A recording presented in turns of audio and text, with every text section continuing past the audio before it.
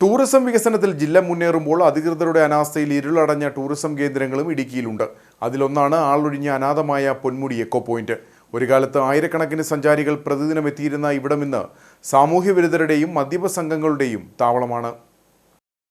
ഒരു കാലത്ത് സഞ്ചാരികളാൽ സമ്പന്നമായിരുന്നു Ponmudi echo point. എന്നാൽ ഇന്നിവിടേക്ക് എത്തുന്നത് അപൂർവം ചിലർ മാത്രം.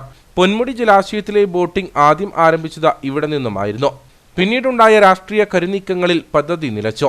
ഇതിനുശേഷം Ponmudi dam and Dale tourism പദ്ധതി വന്നതോടെ പൊന്മുടി ഇക്കോ പോയിന്റ് ആളൊഴിഞ്ഞ അനാഥമായി.